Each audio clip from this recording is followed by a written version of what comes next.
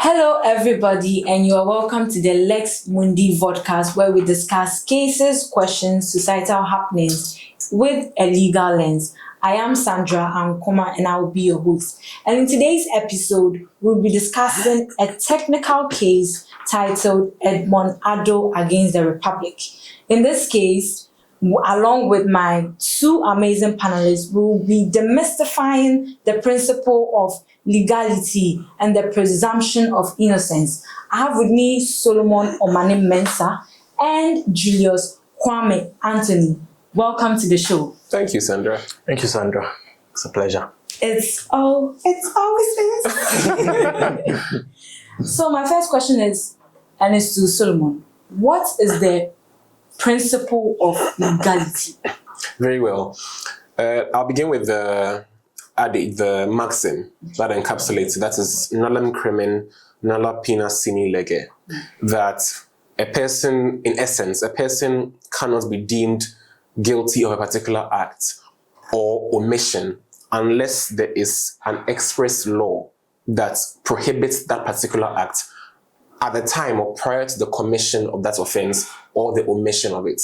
And so in essence, it's to protect civil liberties such that a person is not found guilty of something by virtue of some new law that didn't exist at the time when the act was deemed prohibited. Yes. And so you are deemed to always have knowledge of the law. And so you can only commit an offense if there was an offense in the first place. Otherwise, there'll be an abuse of governmental power, and they can always create new laws to find you guilty when they deem it fits. Wait. Julia, do you have anything to add? No, he has done justice to that. Okay. Then your question is, what is the principle of the presumption of innocence? And what is its importance in ensuring justice in our nation? Well, the principle of presumption of innocence is to the effect that a person is always deemed to have not committed an offense until a court makes a pronouncement to that effect. Such that even where I was accused of committing an offense, until the court says that I have committed that offense, I am not guilty of that offense. So even if you see me doing it, the fact may speak for itself when it's a criminal issue until there's a pronouncement by the court. I'm not guilty of an offense, to ensure that people are, or the rights that people have, especially the personal freedoms. You do realize that criminal offenses come with a loss of personal freedoms. Yes. And personal rights. It's to ensure that those rights are preserved until there's a determination by a court. To put it simply, is to avoid situations we see on the streets, mob justice, where someone has been arrested or caught for stealing or something and people just start beating them up. It's to prevent those situations, essentially. So that is why that principle exists. Then back to you, Solomon. When an act is repealed and is replaced by that of another, do you think it has the judicial blessing for the accused to apply to the court to stop the trial? Very well, Sandra. I think that's what happened in the Edmund Addo case. Yes. And I tend to agree with the view the court took. Really? Yes, I do, Julius. Fundamentally, like I said early on, you can only be convicted of a particular act if there is a law expressly saying that forbids the act in question. And so, in essence, if you are to stand trial for a particular action, then in the process of your conviction, that law is repealed. Then ordinarily, there will be no basis for your conviction subsequently. But what the court so distinguished in the Edmund Addo case was that the Interpretation Act, coupled with the saving clauses of the new law that had repealed the old law, gave effect that some particular part of the old law under which Edmund Addo was to be convicted still stood, seeing as the offense he committed and its punishment had been saved by the provisions in Section 34 of the Interpretation Act and also the second leg of the repealing clause, which said that any orders or directions will still stand. And so I agree with the court to that extent. If there's a saving clause, it is deemed then that you are being tried under the regime of that law.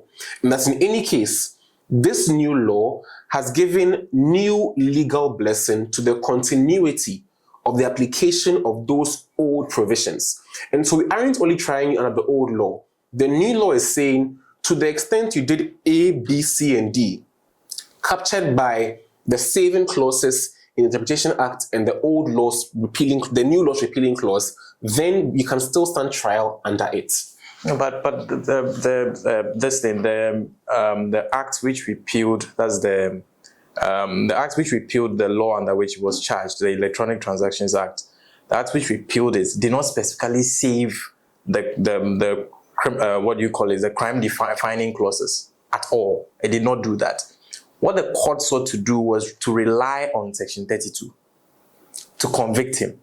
But the court in previous cases said reliance on Section 32 will not do. And that is where I find it problematic, because they did not in any way make the effort of overruling those previous cases. In the British Airways case, the court took the view, I think that's Section 8 of CA4, which is impar materia with the present section in Act 792. That's Section 34. The court did not in any way clearly tell us that, well, the British Airways case was decided badly or anything of the sort. In this new case? Yes, they did not do that. Say it was decided badly. And that is where I find the problem. Because to actually depart from their own decision, they should have actually told us the grounds for which they do that. I think in Ojiadom, Obran Kwesi and Ghana Telecommunication Company Limited, they took the view that even though they can depart from their own decisions, it must be grounded on some justifiable reason, which if it does not exist, they will not.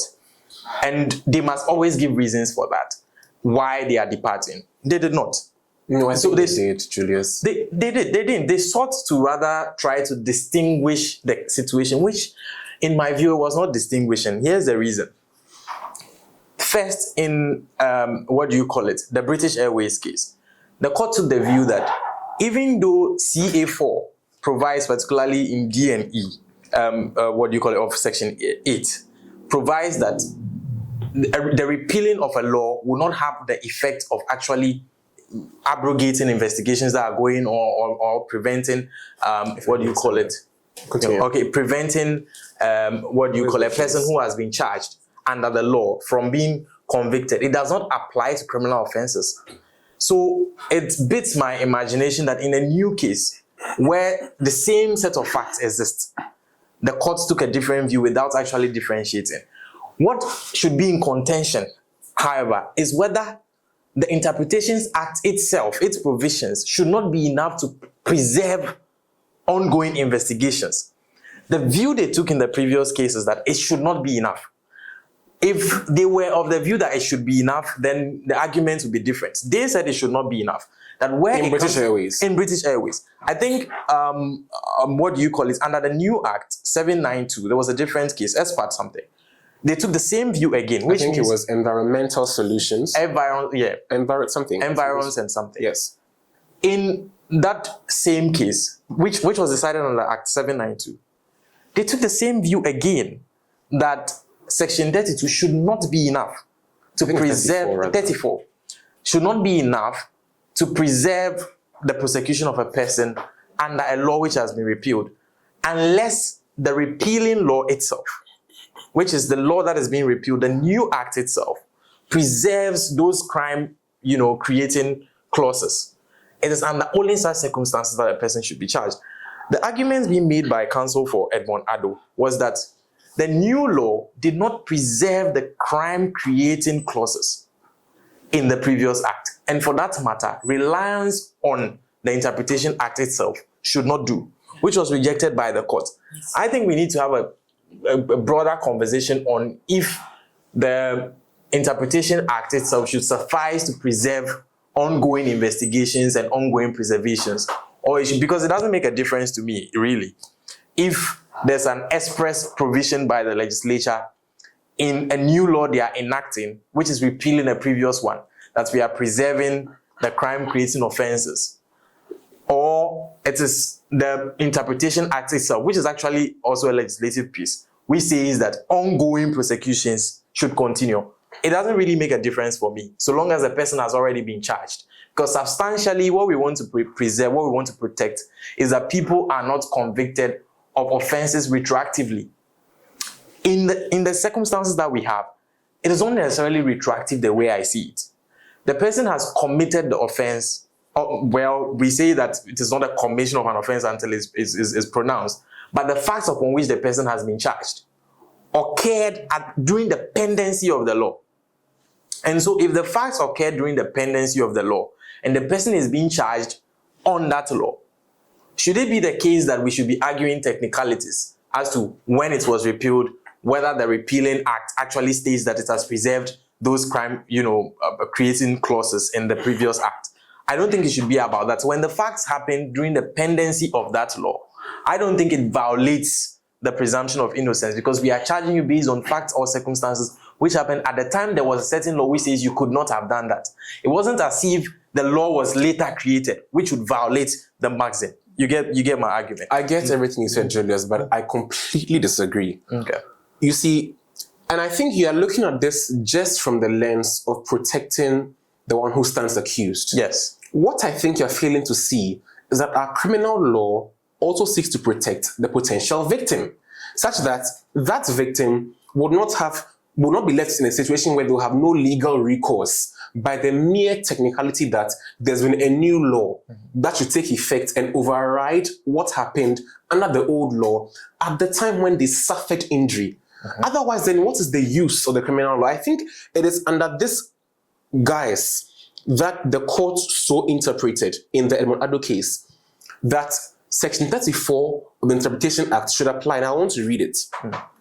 It says, where an enactment repeals or revokes an enactment, the repeal or revocation shall not, except as in this section otherwise provided, affect an offense committed against the enactment that is repealed or revoked, or a penalty or a forfeiture or a punishment incurred in respect of that offense.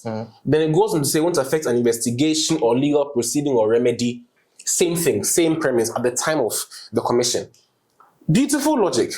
Because if you don't go by this, what would happen then is that persons can commit offenses, and then during the pendency of a trial, which can be 6 years, new laws are passed that revoke old laws. Then you say they should walk scot-free. In this case anyway, if you check, I don't have it verbatim, but if you check this, I think it's subclause 2 of the repealing clause in the new act, it says that it will not affect any orders or other directives given under the old law. If you read that jointly with 34 of the Interpretation Act, it then means that holistically, if an offense is committed, trial has begun, then that new law and its saving provision, like I mentioned early on, would not go to derogate from the continuation of that old offense. Otherwise, then you need no legal recourse to people. Solomon, let's take it like this. First, the section on which you rely, I think particularly E. Everything there is in past tense. Accrued. All of that, the words used are in past tense. Yeah, the injury was accrued. No, we are talking about the accused here, because liability it speaks about liabilities which have been accrued by the person. But at what point is the liability accrued? Until it is pronounced, because per the principle of presumption of innocence, until it is pronounced, the person has not accrued any liability. Based on which facts? That's why I argue that the conversation should rather be whether the Interpretations Act itself is sufficient to actually lend to the conclusions that where the facts happened during the pendency of the law, then it should take effect. That's what the court said in this case. That's what the court said in this case. But the argument is that the previous cases, British Airways, the court said it is not enough. And the court did not take the step to overrule British Airways, which means a valid law. What do you miss is that in the British Airways case, the Interpretation Act 792 didn't exist. No, but CA4, it's imperial materiality. No. The court clearly said on page 16 of this case that unlike Act 792, CA4 did not have those express saving clauses. No, it does. Particularly Section 8. Section 8 is as similar to 34 as anything, except for differences like and those ones which actually do not actually change the substance of it. It does. And in expat environs, that the case, the court actually followed British Airways when Act 792 was in effect, which means that they recognized British Airways as good law. So my problem is, why did they not go ahead to overrule it as bad law, given these reasons you have given? I can buy these reasons, honestly, that when the victim has suffered, when the facts upon which the person is being charged occurred during the pendency of the law, the question should be substantially, should that person face justice? I can agree on that. But where the court does not take the step to overrule their own decisions, we say that the Interpretation Act itself, being so generic, does not define any offense at all, should not be applied. There I disagree with them. More so, when in this particular case, the Edmund Addo case, the issues that the plaintiff pleaded before the court are similar to what British Airways pleaded, that we are being charged with an offense which has just been repealed. And when it was repealed, so let me read this part of the hearing holding to you. It said, and this under British Airways, there is no doubt that this criminal trial had not concluded. And Act 516, which is stated to be an act to repeal certain statutes that are no longer applicable or have become spent, repeal the entire PNDC Law 150, and this part is boldened, without saving either the offense nor the punishment for it. Neither is there any legislation reenacting the offense and punishment in PNDC Law 150. Sandra, you see? And so the difference here is that that particular enactment, I don't recall what we're being tried under, it's a different act. That act didn't save either the offense nor the punishment. The difference here is that in this particular case, the punishment is saved by subclause 2, saying it won't affect any orders or notices that be given with respect to the offense. Yeah, orders and notices that had been given. It has not been given in this case. But then I'm saying you read it together with 34, the Interpretation Act. Yes, here's the point, Solomon, and I need you to get this. If you read 1905, 1911, charged with or found guilty of, if you read 11 in particular, it says that convicted, a person shall not be convicted. In this case, on what law would he be convicted? On the law existing at the time when he committed the offense, knowing full well there was a crime creating statute. No, but when the court is going to convict him, on what law would he be convicted when at the time the conviction will be pronounced, there's no Julius, such law? Let's step out of the this. only time, relax, a moment. The only time conviction can happen is where a person is found guilty of under 1905. The argument, you must be first found guilty of and be convicted. And now what law would you be convicting? Why do we punish? Which would not, I get it. I get your argument. So let's make the case. I get your argument that on substance, like, that's why I'm arguing that the conversation we should be having is what effect should 1905 and 1911 have on circumstances where clearly you and me can see that during the time that the person committed the set of facts upon which this person is being charged, there was a law which the person's act at the time has violated. The problem is, how do we determine violation of a law without a pronouncement of the court, which is the essence of the principle on innocence? But Julius, there is a pronouncement of the court to that effect, in this case telling you that the Interpretation Act applies to both civil and criminal cases. That pronouncement fouls the principle on presumption of innocence in the does first not. place. It does not. It does, because someone, listen, if I am presumed innocent until proven guilty, I am charged before you with a law which at the time you are even trying me to get to conviction does not exist. If I am at the time when you committed, okay, I'm sorry. If I am presumed innocent, then that process should not continue because there should be a law upon which I am being tried. If the law is not there and you continue that process, it means that you are prejudiced against me. You presume that at the end of this process, I would be guilty. And for that matter, you continue with it. Because relax. Because I am charged, if I'm charged with a law which does not exist currently, Julius, why are you finding me guilty of an offense which does not exist and going on to make pronouncements? There is no way of doing this without violating at least 1911. There's no way of doing it without violating it. Julius, you have successfully attempted to conflate a number of things. That will not stand, Julius. if you look at the intendment of our criminal legislation in totality, Sure. what you would see is that the criminal law expects us to know the law, which is why in sections 28 and 29 of Act 29, it says that ignorance of the law is not an excuse. You can't plead mistake of law for the eighth. Yeah. What the law expects then is that as a citizen, you are aware of what is legal and not legal, such that at the time you commit an offense, if what you have done goes against known legal statutes, you cannot plead you weren't aware or this doesn't. It matters. Otherwise, it makes nonsense of those maxims. More so, it is in line with that same knowledge that we have saving clauses, and we also have 34 of the Interpretation Act telling you that to the extent you commit an offense, which that's the offense or the punishment is saved by a clause, then you cannot say that the old law won't apply to you.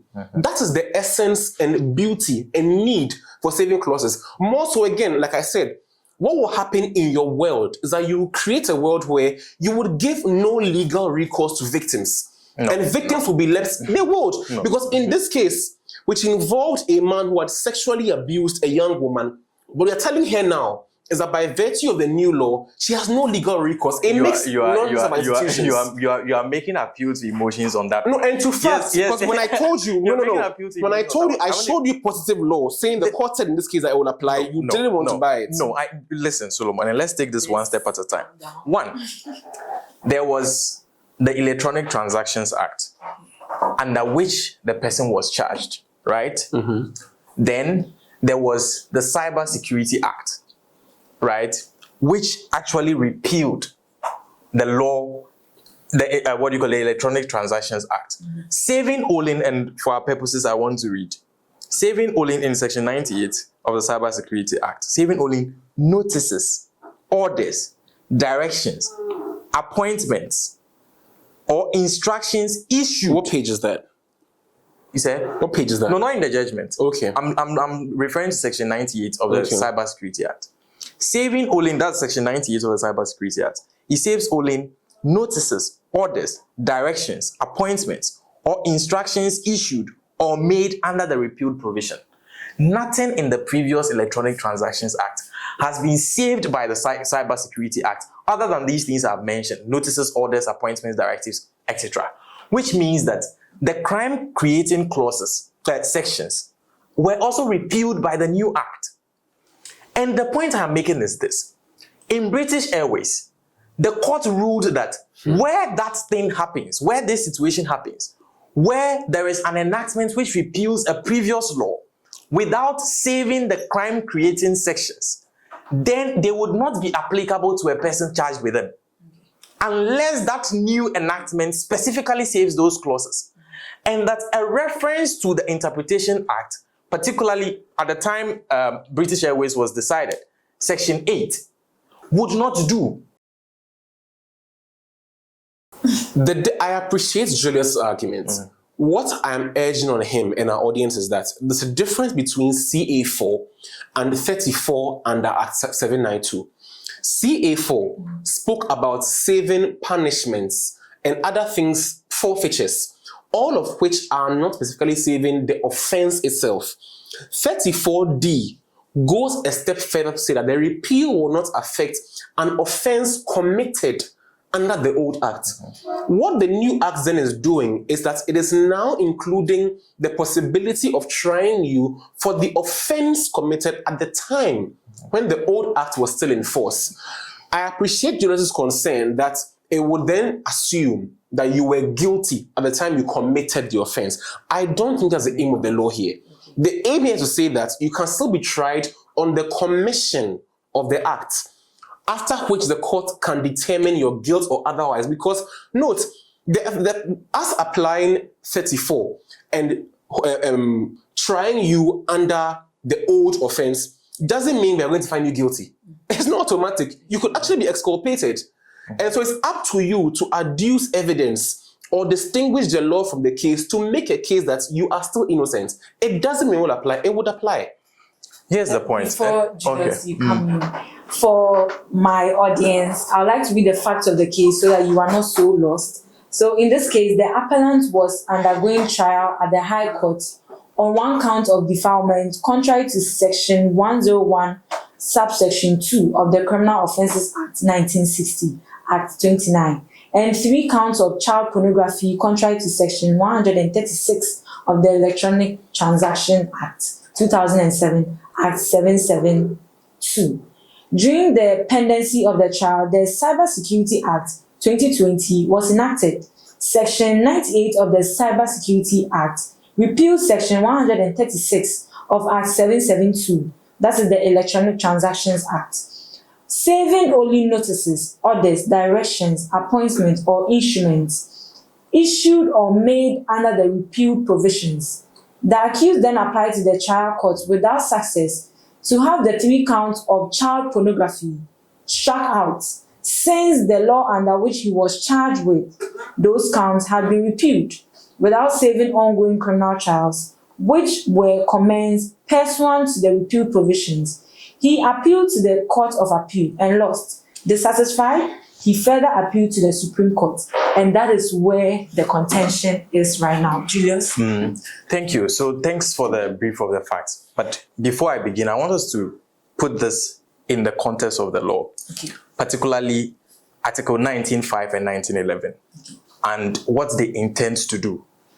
19.5 says that a person shall not be charged with or held to be guilty of a criminal offense which is founded on an act or an omission that did not at the time it took place constitute an offense. That's founded on the acts or omissions, the facts of it, which Solomon seeks to argue. Now look at 11.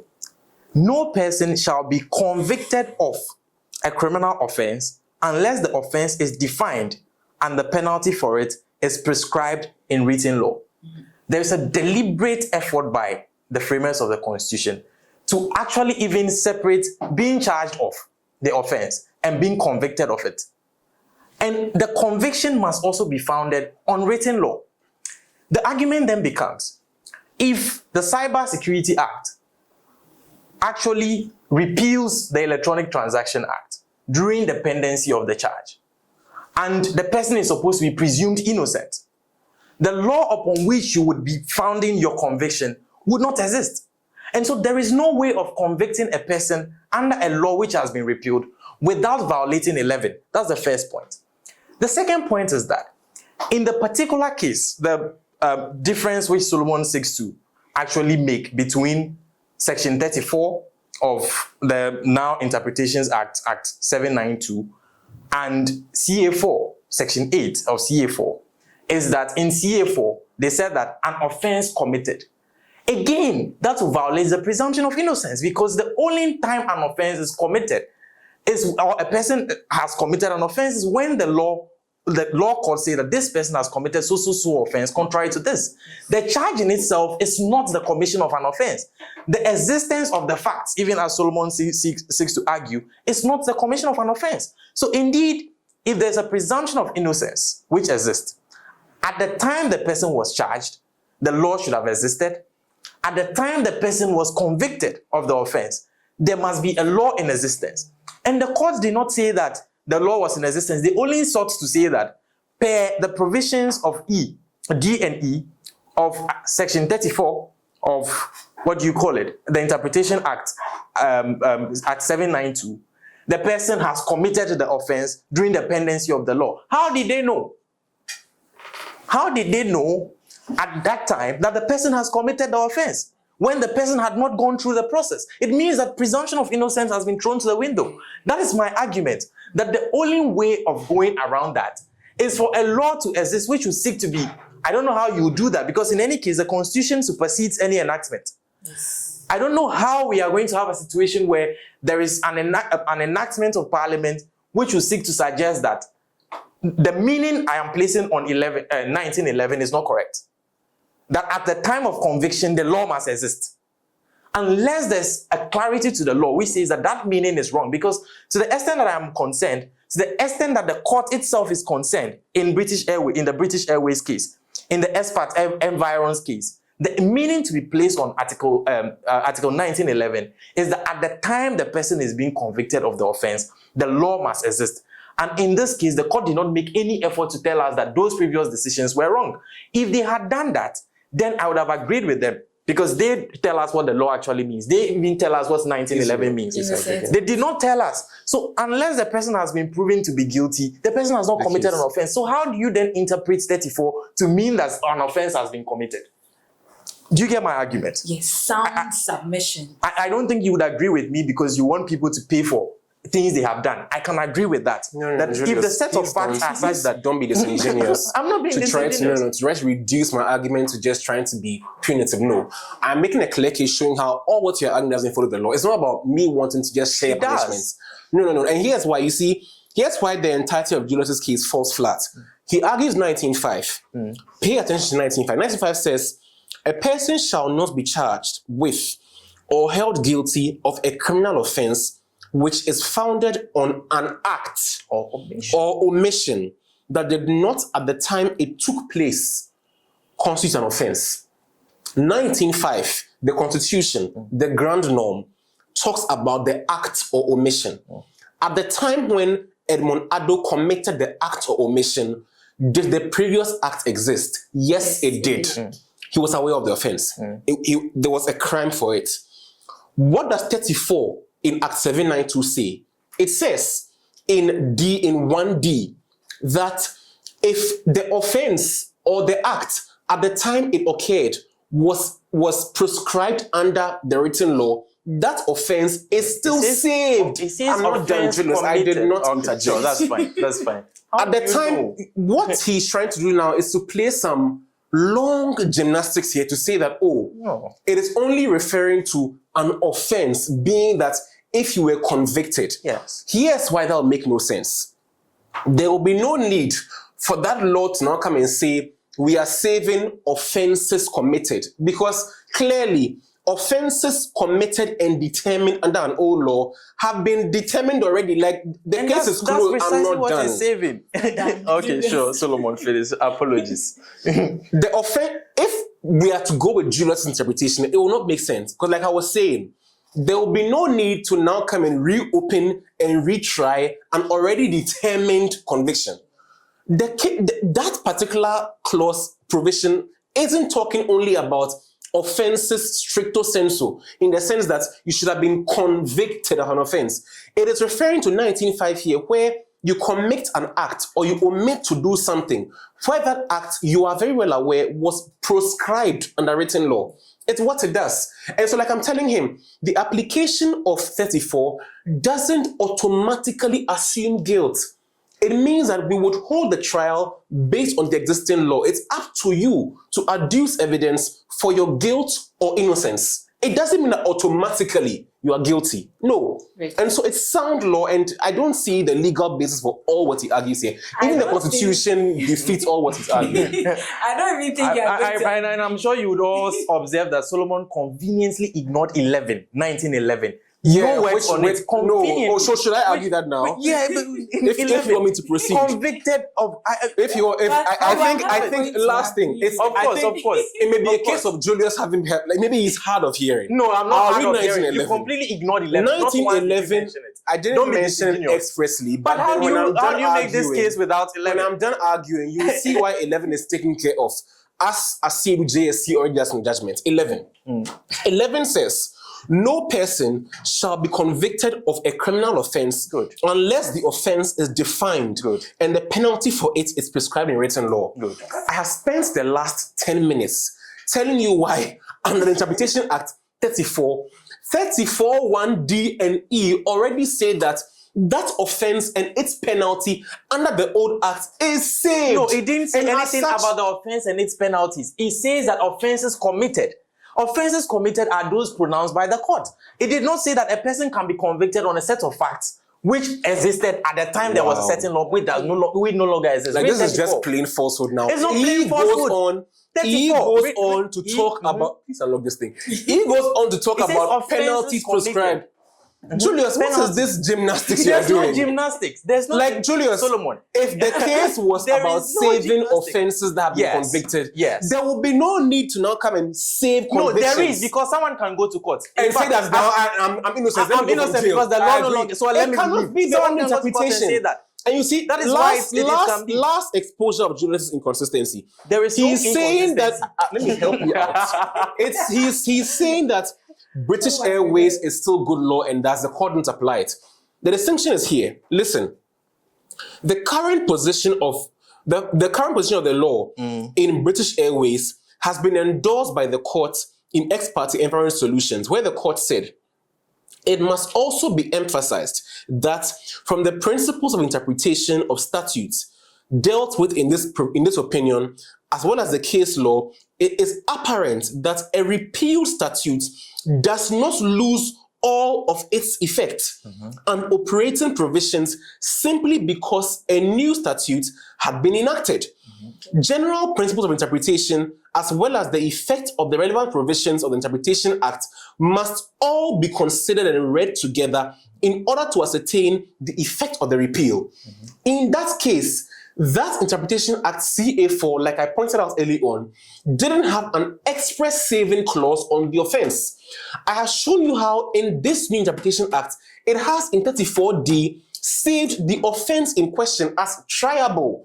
No. What the only straw Julius is hanging on to now is saying that then the offense, so long as it hasn't been determined, can't be considered here. That's just like it's wild in past tense. gymnastics. The only way an offense In is any committed case, is when it's I'd rather go with pronounced the by the superior. court. I'd rather go with the superior construction of 5 Supreme Court justices than what Julius Anthony thinks about what interpretation should apply. Okay. But it has been the case on several occasions that the court itself was wrong on issues. So to suggest that No, but it's not wrong here. It's not wrong here. They are. That's The the court is conversation. it's a case of construction and how you are seeing, but they weren't wrong here. In any case, CA4 and then 792 are completely different. Otherwise, They are then not. you are attempting to ignore the relevance of the inclusion of it. They are different. not. They all To use say otherwise would be disingenuous. They They are all very use different. past tenses, offenses committed. The Yeah, only way the a person commits an offense is where that person is found guilty by When we a court. say So how do you tell me that a you are person has committed an offense? When we say you are guilty of an offense, let's say Sandra commits an offense to me in this year. The court pronounces in 2030 that Sandra is guilty. The court is not saying Sandra is guilty as a 20. The court is saying that act you did many years ago, you are guilty of it. Yes, but So don't but to attempt be able to to ignore all convict, that. 11 says that there must be a written law. But And it in is this still- case, it is does saved. not. It does Julius, not. It has not when been he saved. committed the act, It has not 2 been questions. Number 1, when the act was committed, was there a law prescribing it? When which act was committed? Edmund Addo's act. Yes. Was there a law prescribing it? There was the electronic transaction. And it was Act. repealed, right? Yes, by the Does cybersecurity. 34D or not save the offense? It does not. The court says in I don't British think this Airways, is a in fruitless S-Part, exercise. it's not. Then- In and S-Part I just read environs, to you the court says that it does how- not apply to criminal And offenses. the court in Clearly. that same case said that it does not altogether derogate from the application or in the Interpretation Act. No, but, And the but offense- specifically to criminal offenses, it says it does not. the court So in this unless same they have- case unless said there's that a the act determination would of guilt, apply, the act would cannot apply apply to it. both This is where civil we and criminal all cases. calm It is down. written in black and white in the case. Please read it for yourselves. Don't listen to Julius. I think this is where we should all calm down. This is an interesting one. the honestly, case- because you will never agree to it. Yes, and the case You is never clearly a agree. violation of It is not. 1905 and It is not. 1911. Clear What violation. Julius attempts to do Clear is to violation of leave, the presumption of leave innocence. victims no recourse, which we will not have. Precisely why I see you are arguing this. Oh, I guess Precisely maybe why I you see two you have are an arguing affinity with this. criminals. You tend to want to dismiss criminals. No. Let's go down the I rabbit feel that hole. even accused If it's persons, what you want, then let's I go think- down there. I think even accused My persons next question deserve fair trial. I don't have Yes, any which love is for why, criminals. which is And why, if the process in is the not name fair, of it's fair not fair. trial, the court is not saying by 34 you are automatically guilty. It is saying we will try you under that existing law, which you knew was existing when you did the offense. And it's up to you are you now charging then him. You are to come charging him and adduce convicting him for a evidence law which does to not come and persist. adduce evidence to show that you are not guilty. It doesn't Yeah. mean you are automatically guilty. It is saying that you should come and produce Julius, I evidence think that to you show see- that you are guilty or innocent. There's no such The court is burden not on you. it is. accuse me of you accuse me of an offense, and That a law which at the time you are trying me does not how do you exist. think And I said there is no law which yes, and I said there is no law upon which you are charging me. Of course. You say that I have done something under a set Addo of is facts. still innocent until he proves that under their so-called existing law, which has been saved, he is still innocent. The law has not been saved. That is the whole point you are This is missing. where we end. Tell that to our first Supreme Court justices. This is where we end. And we had a ton of questions. Sure. We are going to stop because the questions or the answers to the questions are embedded in your submissions. And so, do you believe that the conclusion in Edmund Addo would have been different if the court took into account the rights of the accused to a fair trial process? And I heard Julius answer that, ensuring that the presumption of innocence is upheld throughout the entire trial process. Of course. I agree. You cannot look, even if you come and see a person in flagrante delicto commits an offense, they are not guilty until the court says, I agree perfectly. What I disagree with is that the application of the saved law cannot be discounted. He says otherwise. It's up to Edmund Addo and any such person who is caught by the saving clauses to then prove that they are still innocent per the remit of the saved law. It's up to you. The burden is on you to prove otherwise. Yeah, I think that the disagreement here is on the interpretation we put on offense committed. That is where the difference is, clearly. Because the only difference he's arguing is that under Section 34 of Act 792, it says offense committed, which is different from what is in Section 8 of CA4. But what is clear here is that the consistency of language, past tense, offense committed is an offense which has been pronounced by a court of law. How do you tell me that the presumption of innocence, which is grounded in fair trial rules, is actually adhered to when a person is being charged with a certain offense which there is no law to back it at the time? It has been repealed. Yes. And the only basis for saying that he should be charged is that you are saying offense committed. How do you know he committed an offense when there has been no such pronouncement? That is the argument. How do you know? It means you don't presume him innocent. If you presume him innocent and there is no law to rely on, you stop the process. You are saying nothing new. So you stop the process. New. And it's because there's a certain... Rewind the video to 10 minutes ago. He said the same thing. I responded. There's no point responding. Yes. If you have nothing new to argue, that's what I just conclude. No, the problem here is that you are saying that the interpretation we should put on offense committed is if there are acts or omissions.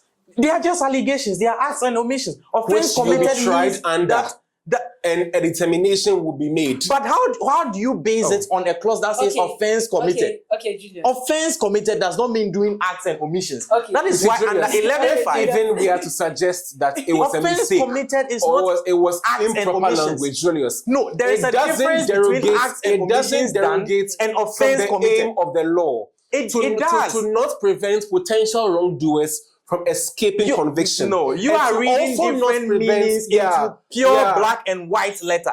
Offense committed in clear past tense and acts and omissions done are two different things. You want to relax. I will show you clear words in 19.5 in the Constitution. Relax. Also catch what you are saying. Yes, relax. Acts and omissions and offense committed are two different things. 19.5. People are charged based on acts or omissions. 19.5 of the People Constitution. are not charged based on offenses committed, as you are suggesting. 19.5. Relax. People are charged based on the acts and omissions to determine that they have committed an offense. The commission of the offense is on the pronouncement that this offense has been committed. By these acts, you have committed these offenses. The language you are relying on in 34 of Act 7. Can I land? No, I've not. Relax. Can I land?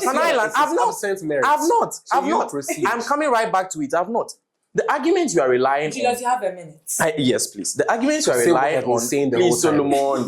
The argument you are relying on under Section 34 of Act 792 is that offense committed should mean acts and omissions. It didn't add committed. That is what you are saying. It didn't add committed. Just like an offense. You are using onomatopoeia to try to dramatize this. Offense. How is something an offense when there's no pronouncement by law? Were you aware of it as an offense?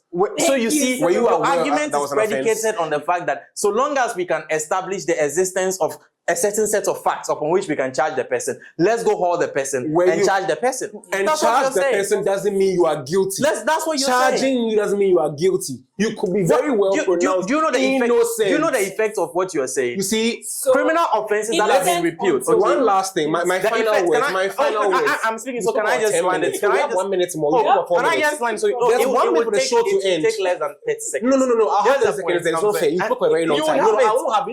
No. Solomon, There's the 1 minute point more, like is- I was saying. Oh, come You on, had 4 I'm minutes, already please. speaking. So We let me. had 4 minutes. The show is calm about to end. I have to talk, Julius, please. calm You had a down. lot of time. Yeah, The show is ending. let me- The show is ending. I need to have my 30 time. seconds. The show is ending. Relax. Can I just take what you Will I are have the time to suggesting? talk? Yes, he would. Okay. What you are suggesting is that the criminal libel law, for example, that has been repealed years ago.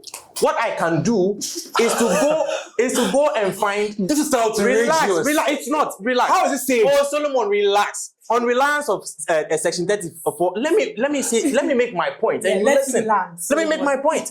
On reliance of section 34 of Act 792, what I can do is that people who published criminally libelous statements at the time that act was in effect, I can go hunting for those people now and say that they should be charged and prosecuted today. How outrageous that would be. When was it repealed? When was it repealed? Does it matter? It matters. The set of because facts there is happening during a the statute pendency. of limitation. It matters. On criminal offenses. Civil. You On said criminal defamation. offenses. Defamation. No, criminal libel. Julius, that's at which Criminal part of it libel. Which Not part of the act defamation. saves Criminal it? How libel. is it saved? Per your argument on reliance of 34. So long as the facts existed at the time the criminal libel law was in Julius, existence, this I is can wild. go This witch is hunting those bizarre. people now. Yes. That is what you are This is suggesting. bizarre. It is not bizarre. This is Julius, bizarre. It is not Julius, bizarre. This is bizarre. You know what? It I is was not even bizarre. even for a minute. Yes. It is not bizarre. What you Yes. are saying is that so long as the facts existed during the pendency of the law, I can today go and look for all those people and say, my lords, at the time they did it, the act was in force.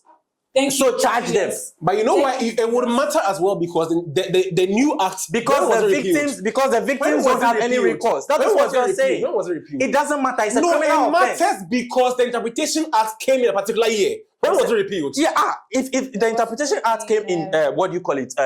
20? Is it 2019? Yes. If it is 2019, it would not matter.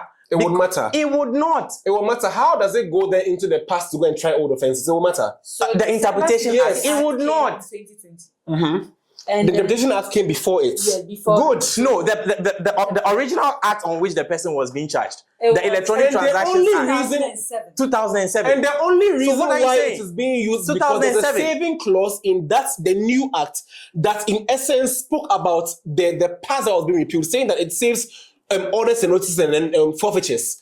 So it is, and the new act is telling you that you should read it together with the section 34, telling you that the offense, forfeitures, and then any punishments are all saved. Not only the. Then it gives effect to the statements I'm making. I think- I don't know why I went on this criminal tangent. libel What law. was I going to say? The That's criminal it. libel law that's been I will repealed years give ago. no wind to Anybody I will who did not put acts wind during in the the time sails of during your- its No, I pendency didn't get can be so. charged today. Yes. Per your argument under Thank 34. you. Thank you, Julius. No, Thank I you, don't Julius. appreciate this. Like he It went is- off on a wild tangent. I didn't get a It's chance to not a talk. wild tangent. And what I was going to say, I haven't forgotten because what he's saying now is some wild. I don't know where this wild argument. But that is your logic. Jonas but now that is saying your that own some logic. nigga will now go open up and then start open repealed law. but that is and your be own trying logic. no, That is your own logic. no. I think Julius, ceasefire. I have. Ceasefire. You should retract that Solomon. WhatsApp. So when you have I would something not. that's You fine. see, yes. What I was going to say was that Julius is trying to expand on the possibility of a loophole that is not as wide as he tries to make it. It is. Will you keep quiet? I will. But What he tries to do is to play on the word an offense. No, I will finish this. Is to play on the word an offense to suggest that you can only save offenses convicted. I am telling you that what the act encapsulates or envision is also acts committed.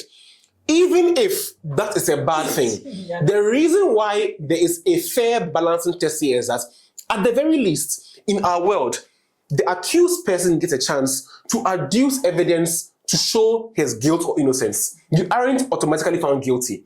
The victim too gets their day in court to make a case. Under Julius's law, there isn't a balance. Sorry, not his law, his construction.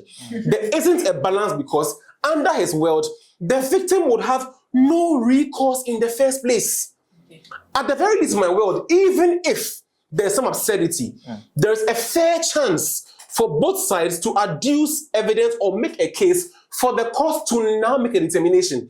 In his world, one side is completely ousted. That renders the entire criminal code a nullity and an absurdity. And stop this thing about criminal libel law. Okay, Julius, no. Julius, ceasefire. Well, Julius. I would let him have Of course, it, the meritless claim. No, it's not a meritless I will have claim. the last word That's after all the wild things he said. No, so this is about who has the last word. Wasn't meritless my last word? It's that whatever you said lends credence to what I said. No, it doesn't. Clearly, it does. It does.